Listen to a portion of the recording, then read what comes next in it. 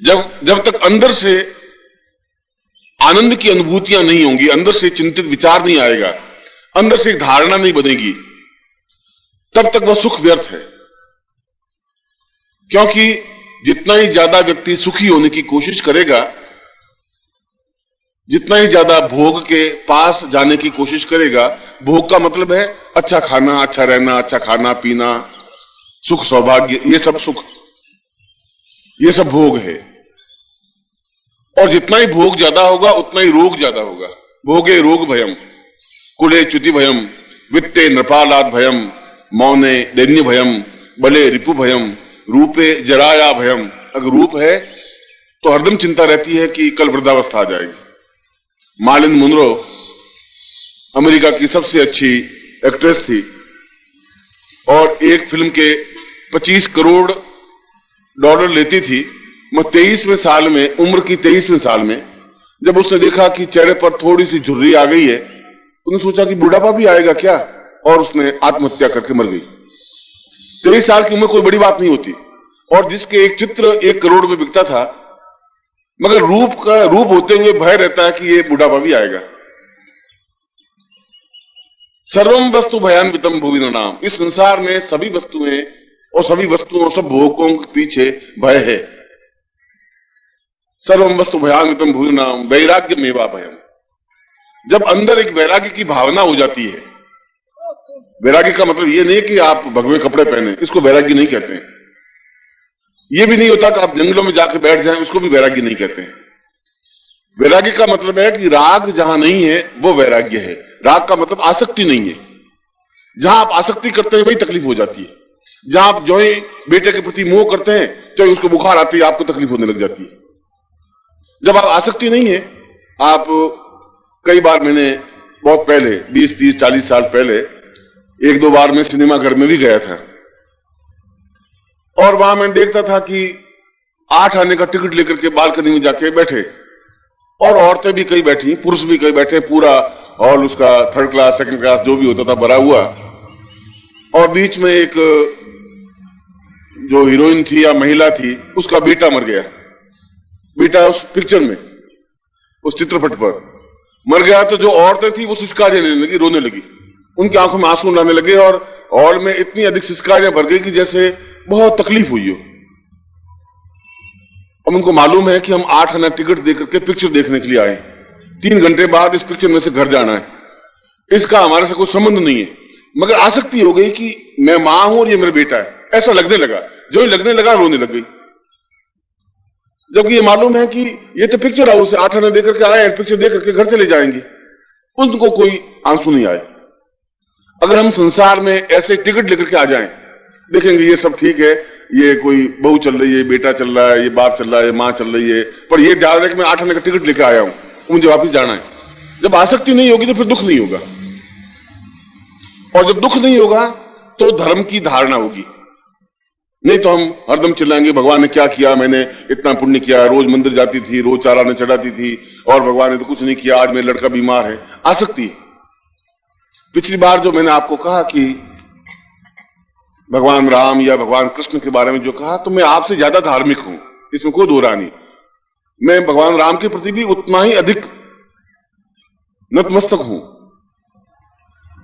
मैं ऐसा कोई क्षण नहीं जाता जहां मैं भगवान राम को स्मरण नहीं करता हूं या भगवान कृष्ण को स्मरण नहीं करता हूं। मगर मैंने कहने का मतलब यह है कि खाली मंदिर में जाने से कुछ नहीं होगा, जब तक हम उसको धारण नहीं करेंगे। उस चित्र को घर में लगाने से कुछ नहीं होगा। हमारे अंदर धर्म का मतलब धारयति स्वधर्म। हम जिसको धारण कर लें वो धर्म है। मुंह से बोलने से धर्म नहीं बन सकता। मैं कहूं मैं हिंदू हूं और उसके बाद मेरा वही छल झूठ कपट प्रपंच मेरा बना ही रहे, तो फिर मैं हिंदुत्व नहीं होगा। मेरा हिंदुत्व तब होगा जब मैं अंदर से बिल्कुल आसक्तमय बनूं, अंदर से बिल्कुल धर्म के प्रति एक धारणा बना लूं कि मुझे जो राम के आदर्श है उनका पालन करूं, अपने पिता का वैसी आज्ञा पालन करूं, मैं ऐसी स्त्री बनूं जो एक सीता बनी। ऐसा धारण करूंगा तो मैं हिंदुत्व कहलाऊंगा। वो धारण करने की क्रिया अलग चीज है, देखने की क्रिया अलग है। ये तो आए और हमने उस चित्र को देखा और हाथ जोड़े और खड़े हो गए और आ गए और हमने सोचा हमने बड़ा पुण्य कार्य कर लिया, हम भगवान के निकट पहुंच गए। भगवान के निकट पहुंचने की ये क्रिया नहीं हो सकती। हम एक अहंकार में जी सकते हैं और व्यक्ति चाहे ऊपर से कितना ही शांत और सरल दिखाई दे, मगर क्रोध और अहंकार आदमी का जा ही नहीं सकता, जाता ही नहीं है। और यदि यह है तब तक धर्म नहीं हो सकता, तब तक धारण नहीं हो सकता, तब तक आप आनंद प्राप्त नहीं कर सकते। आनंद प्राप्त करने के लिए जरूरी है कि आप अंदर से बिल्कुल उसके प्रति आसक्तमय हो, अंदर से पूर्ण रूप से जुड़े हुए हो। जब भी एक समस्या है तो आपके मुंह से अनायास मां और बेटी का रिश्ता एक अलग आत्मिक रिश्ता होता है। और बेटी चाहे हमने कलकत्ता में शादी कर दी है और ज्यों ही कोई तकलीफ आई एकदम उसके मुंह से मां निकलता है। ऐसा क्यों होता है? इसलिए कि उसका इतना अधिक जुड़ाव हो जाता है मां से कि तकलीफ आते ही उसको एहसास होता है कि एक शब्द है मां, और तुरंत उसके मुंह से मां निकलता है, बहुत तकलीफ हो गई, या मैं बहुत बीमार हूं, या बच्चा मेरा बीमार है। उसके मन में ईश्वर के बराबर उसका स्थान होता है। ठीक ऐसी धारण क्रिया है, ऐसी धारण क्रिया हमारे भगवान राम के प्रति होनी चाहिए। अगर है तो फिर हमें कोई तकलीफ होगी नहीं, फिर वो आनंद की अनुभूति होगी। हर क्षण में तकलीफ है तभी हम आनंद में बैठे हैं कि ठीक है, हम आए हैं, सब चल रहा है, देख रहे हैं, ऐसा ही है क्या? वो आएगा, कोई चलेगा, कोई नहीं चलेगा, कोई बीमार पड़ेगा, कोई ठीक होगा। हमारा जितना भी परोपकार हो सके हम करें, जितना भी हमारे शरीर से जो कुछ हो सके हम पड़ोसियों का, दूसरों का दुख दूर करें। मगर इस दुख दूर करने की क्रिया भी केवल एक जैसी नहीं होती। मनुष्य की ऊंचाई का कोई अंतर मालूम नहीं पड़ता कि आप में और मुझ में, और मुझ में इस आदमी में क्या डिफरेंस है, कुछ पता नहीं पड़ता। ये आदमी भी वैसा ही 2 हाथ 2 पैर वाला व्यक्ति है, मैं भी वैसा ही हूं, ये भी वैसा ही है, वैसे वही है। भगवान राम भी 2 हाथ 2 पैर वाले थे, भगवान कृष्ण भी 2 हाथ 2 पैर वाले ही थे। मगर इन मनुष्यों में भी 3 प्रकार की स्टेज होती है। इससे मालूम पड़ता है कि ये आदमी कितना ऊंचाई पर है, ये स्त्री कितनी ऊंचाई पर है। एक पुरुष या एक स्त्री केवल अपने परिवार तक ही सीमित रहती है। उनमें परिवार में यदि बेटा या मां या भाई या बहन या पति या पत्नी बीमार हुए, वो बहुत चिंतित रहती है, बहुत चिंतित रहता है, दुखी होता है, डॉक्टर के पास दौड़ता है, इलाज करवाता है। एक ऐसा व्यक्ति है। मगर यदि 4 घर छोड़ के किसी पड़ोसी को तकलीफ हो तो उसको कोई वेदना नहीं होती। यदि उसका बच्चा बीमार है तो वो उसी आराम से खाना खाता रहता है, उसको कोई फीलिंग नहीं होता। ये सबसे घटिया व्यक्ति कहलाता है। ऐसा व्यक्ति सबसे छोटा व्यक्ति है। व्यक्ति तो वो है, धनवान भी है, लखपति भी है, करोड़पति भी है, और मनुष्यता की दृष्टि से बहुत छोटा है। दूसरा व्यक्ति ऐसा है कि यदि उसके घर में कोई बीमार होता है तब भी उसको वेदना होती है, मोहल्ले में कोई बीमार होता है तब भी उसको इतनी तकलीफ होती है, और छटपटाता है कि मैं क्या करूं उसके लिए। और यदि उसके घर नहीं जा सकता या नहीं जा पाता या इसके इलाज नहीं करवा पाता, पर मन में एक तकलीफ होती है कि खाना खाते समय उसको वेदना होनी चाहिए। वो मध्यम स्तर का व्यक्ति है, आदमी तो वो भी है। और तीसरे प्रकार का व्यक्ति है कि यदि बंगाल में अकाल पड़ता है, और बंगाल में मालूम बंबई में इतने हत्याएं हुई, इतने लूटमार हुई, और हमें यहां वेदना होती रहे कि वो भी मनुष्य थे और उनकी हत्याएं हो गई, उनका बेटा मर गया, कितना दुख हुआ होगा, और हम यहां बेचैन रहे, तो हम बहुत ऊंचे स्तर के व्यक्ति। ये व्यक्ति में डिफरेंस है, चाहे पुरुष हो चाहे स्त्री हो। और वो तब हो सकता है जब हम धर्म को धारण करते हैं। हमारे मंदिर के पास जाएं तभी हमारा मस्तक उतना ही नमे, हम दूसरों के प्रति उतना ही नतमस्तक हो, हमारा जीवन का स्तर ऊंचाई पर हो, छोटे स्तर पर हम नहीं हो। और ये जो मैंने सुख और आनंद की आपको अनुभूतियां का डिफरेंस जो बताया, जब ऐसा धारण क्रिया होगी तब अंदर से जो तत्व निकलेगा उसको आनंद कहते हैं। और जब आनंद होगा तो आदमी के चेहरे पर, मनुष्य के चेहरे पर एक ओज होगा, एक प्रकाश होगा, एक प्रभाव होगा। यदि आपने राम को देखा होगा तो राम के सिर के चारों ओर एक प्रभा मंडल है, एक रोशनी है। महावीर के चारों ओर एक प्रभा मंडल है, बुद्ध के चारों ओर एक प्रभा मंडल है, कृष्ण के चारों ओर प्रभा मंडल है, एक रोशनी है। और हमारे चेहरे पर उतनी प्रभा मंडल नहीं है, इसलिए कि उनके अंदर एक आनंद का उद्रेक है। जब आनंद बढ़ेगा तो रोशनी प्रभा मंडल बनेगा। वो प्रभा मंडल आपके भी बन सकता है। ऐसा नहीं है कि प्रभा मंडल जो जन्म लेता है। जब भगवान बुद्ध एक गांव में गए और गांव में जाकर के पूछा कि तुम्हारे यहां कोई बड़ा आदमी पैदा हुआ कभी? तो गांव वालों ने कहा कि हमारे यहां जन्म से कोई बड़ा आदमी नहीं हुआ, आगे जाकर के बड़े आदमी बने। तो जन्म से तो बड़ा आदमी कोई होता ही नहीं। जन्म तो एक जैसा ही होता है, ऐसे ही बच्चा होता है, 2 हाथ 2 पांव, एक छोटा शिशु।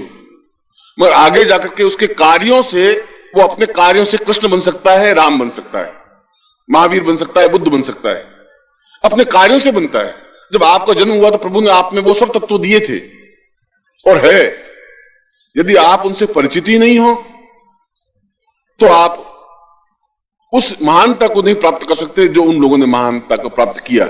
महान तो आप खुद बन सकते हैं और आप हैं, यदि आपने उस ऊंचाई तक, जो प्रथम स्तर का पुरुष, दूसरे स्तर का पुरुष और तृतीय स्तर का पुरुष बनने की क्रिया हो। तब जब आप पहला का स्वार्थ छोड़ेंगे, परिवार के अलावा अपने अंदर के गुणों का विकास मोहल्ले तक कर देंगे, तो आप और ऊंचाई पे उठे और पूरे देश तक आपका विकास होगा और उससे भी आगे जाकर के पूरा संसार तक आपका विकास होगा। कि वियतनाम में यदि युद्ध हो रहा और आप परेशान हो, दुखी हो, इराक में हमला हो रहा और आपको परेशानी आ रही है, तो आप समझिए कि मैं उस ऊंचाई पर पहुंचा हुआ पर्सनालिटी में, व्यक्तित्व हूं।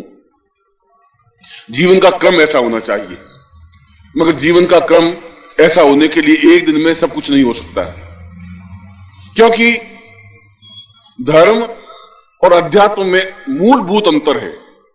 धर्म संकीर्ण हो सकता है, अध्यात्म संकीर्ण नहीं हो सकता है।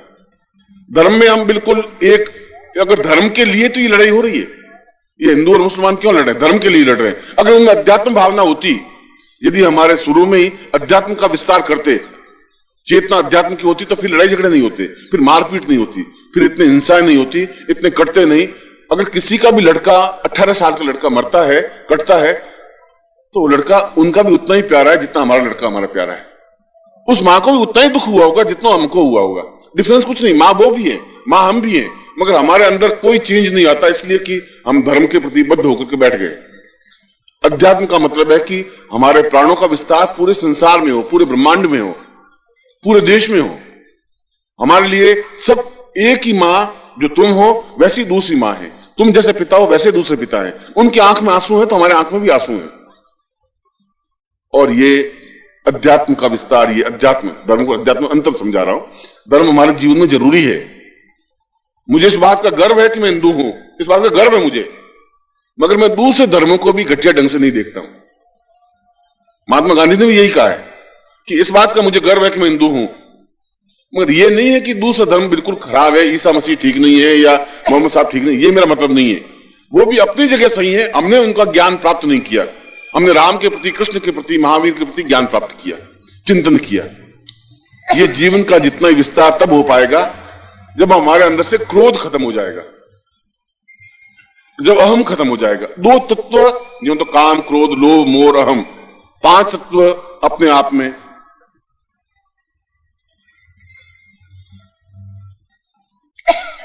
काम, क्रोध, लोभ, मोह, अहम, तो हम कहते जरूर हैं कि हमें अब कोई काम भावना नहीं है या अब हमें कोई लोभ नहीं है, हम कहते हैं, मगर मूल रूप से वो समाप्त होता नहीं है।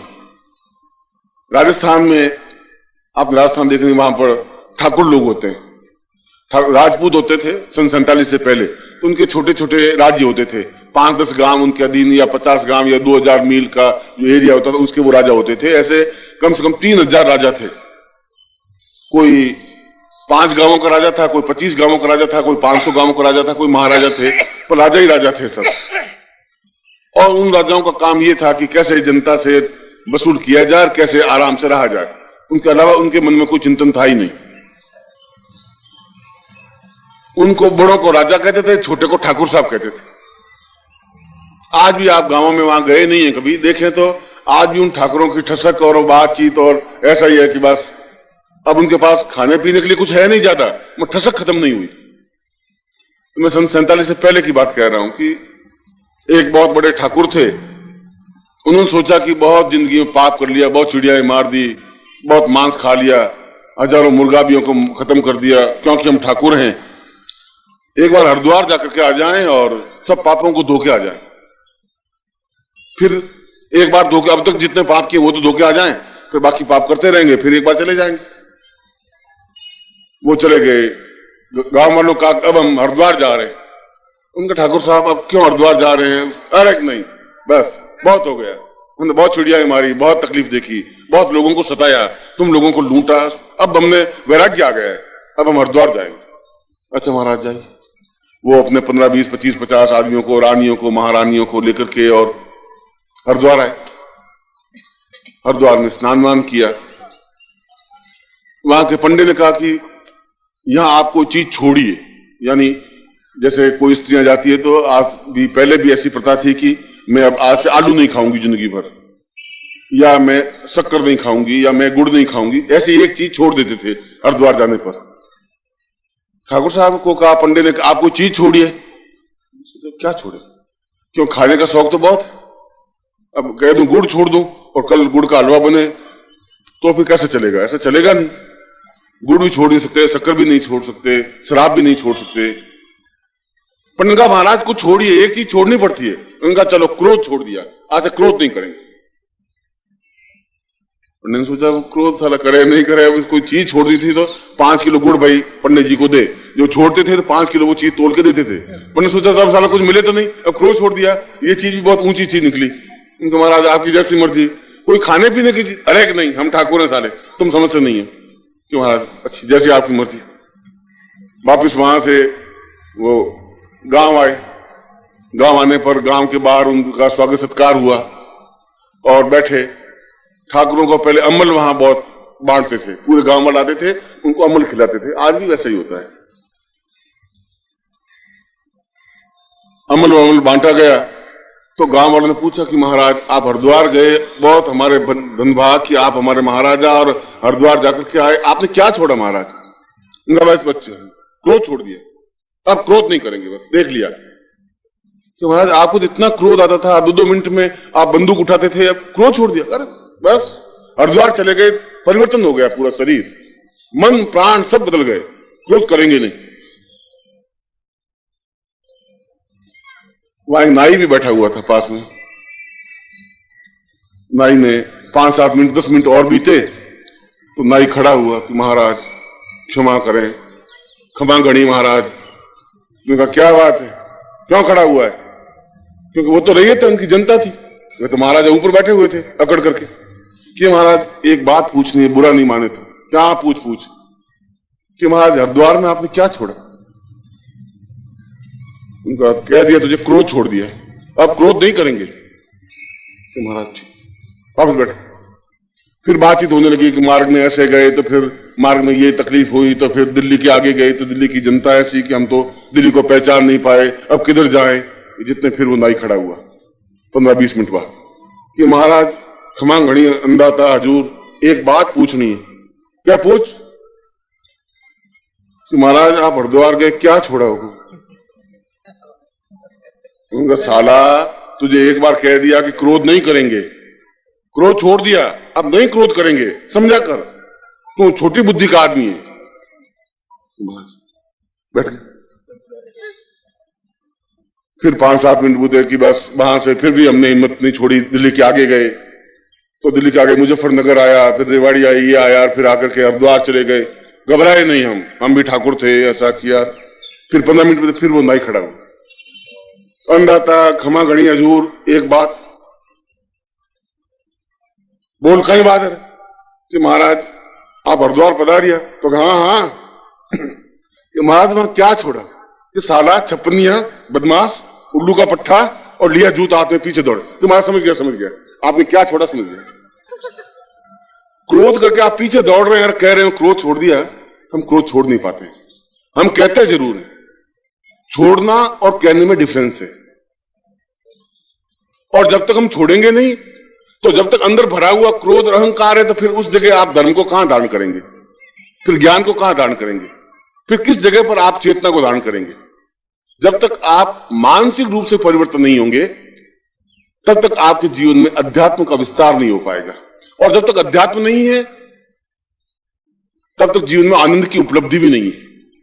और यह अध्यात्म आपको धर्म की ज्ञान तो देने की जरूरत नहीं है। आपको धर्म देने की कोई जरूरत थी भी नहीं। क्यों जरूरत नहीं थी? कि आप जहां पैदा हुए, धर्म अपने आप आपके साथ में शुरू हो गया। आप हिंदू के घर में पैदा हुए, आपका हिंदू धर्म शुरू हो गया। उसमें कुछ पूछने की जरूरत हुई नहीं, आपको कोई सर्टिफिकेट मिलने की जरूरत नहीं थी। आप जो ही मुसलमान के घर में पैदा हुए, मुस्लिम धर्म आपका हो गया। आप ईसाई घर में पैदा हुए, ईसा मसीह का धर्म हो गया। आपने धर्म को लिया नहीं है, धर्म आपके ऊपर थोप दिया गया है, पर अध्यात्म थोप नहीं सकता।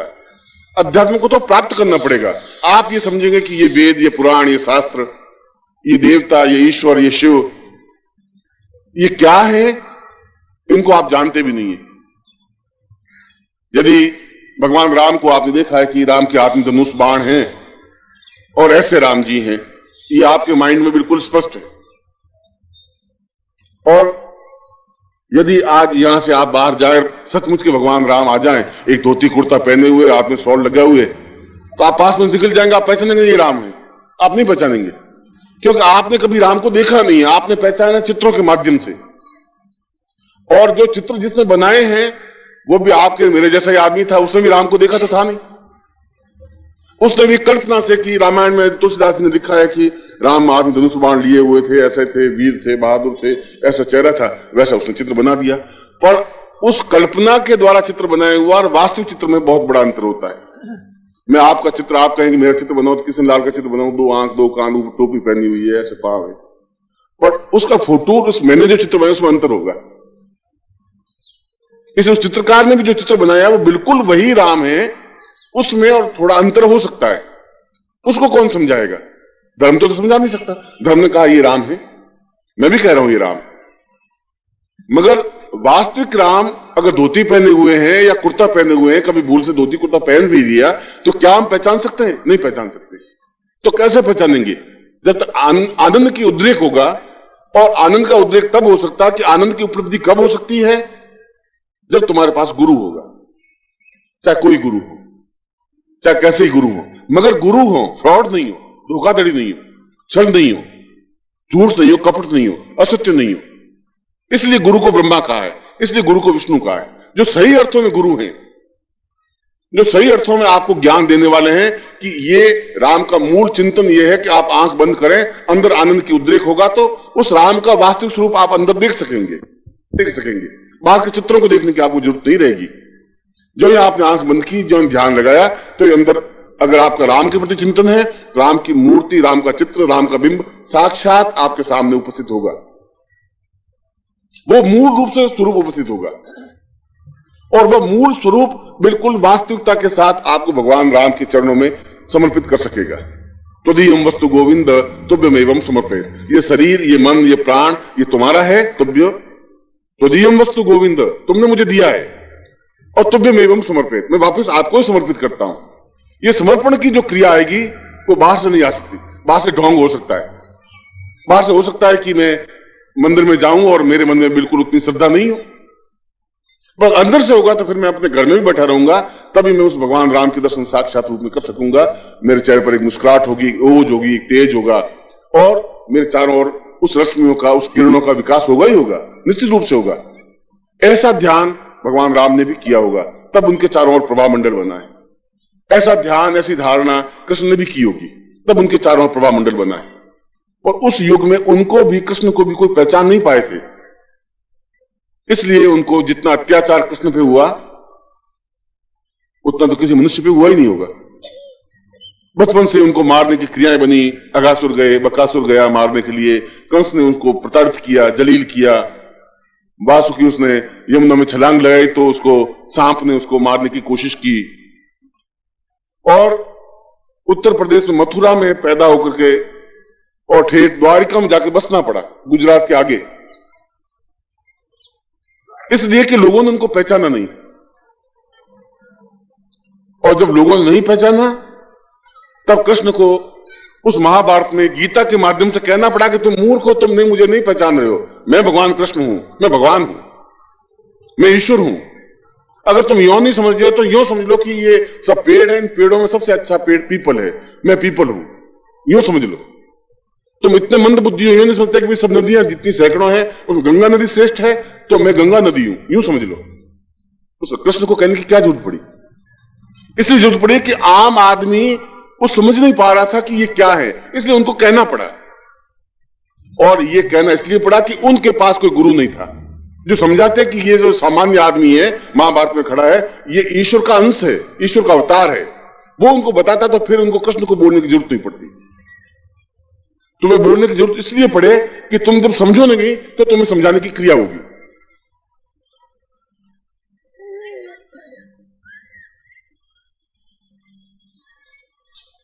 इसलिए वाल्मीकि रामायण में, तुलसी रामायण तो आज से 400 साल पहले ही बनी है। अकबर के समय में तुलसी पैदा हुए, मीरा, सूर, तुलसी, कबीर अभी 400 साल पहले पैदा हुए, उन्होंने रामायण लिखी और हम सब तुलसी से बनाए हुए राम से परिचित हैं। पर वाल्मीकि के राम, वाल्मीकि तो उस समय पैदा हुए जब राम थे, उन्होंने अपनी आंखों से राम को देखा है। जब राम ने सीता का परित्याग कर दिया तो वाल्मीकि के आश्रम में रही, तो जो कुछ वाल्मीकि ने देखा है वो अपनी आंखों से देखा है, राम के चिंतन को, विचार को, धारणा को। और उन्होंने भी, राम ने भी, जब वाल्मीकि ने जाकर के आशीर्वाद दिया तो राम ने कहा कि मैं ऊपर से कभी कभी बहुत दुखी होता हूं, ऊपर से, अंदर मेरे आनंद का उद्रेक है। और आनंद का उद्रेक इसलिए है कि अंदर मेरी कुंडलिनी का विकास है, कुंडलिनी जागरण की क्रिया है। ये वाल्मीकि रामायण में प्रसंग है और यही कृष्ण ने गीता में कहा है कि कुंडलिन्याम भवेत पूर्वम सपूर्व आनंदता भी। उस आनंद का उद्रेक तब हो सकता है जब अंदर की सारी वृत्तियां मेरी उद्रेक हो, ऊंचाई पे उठे। मगर मैं सोचता हूं कि पूरे भारतवर्ष में 1 अरब में से शायद एक आध व्यक्ति सही ढंग से कुंडलिनी को समझता होगा कि कुंडलिनी क्या है, कैसे अंदर का विकास हो सकता है, कैसे हमारा चिंतन हो सकता है, किस प्रकार से हम आनंद की उपलब्धि प्राप्त कर सकते हैं। और अगर आनंद नहीं है तो फिर जीवन व्यर्थ है। फिर आप जीवन रह जिए और 2, 15, 20 साल जीता रहिए और ये खुश हो जाइए कि हमने एक धर्म किया। क्या धर्म किया कि हमने 4 आने जाके मंदिर में चढ़ाए, आपने उसको धर्म समझ लिया। आपने समझ लिया कि हमने आधा किलो मिठाई चढ़ा दी और हमने धर्म कर लिया। या गरीब बाहर से आया, 4 रोटी खिला दी, धर्म हो गया। धर्म तो एक अलग चीज क्रिया है। आपके पास पैसा ज्यादा था इसलिए धर्म कर दिया आपने। एक गरीब आदमी के पास पैसा नहीं था इसलिए धर्म नहीं कर पाए। मगर इसका मतलब यह नहीं कि वो बिल्कुल आपसे गया बीता है।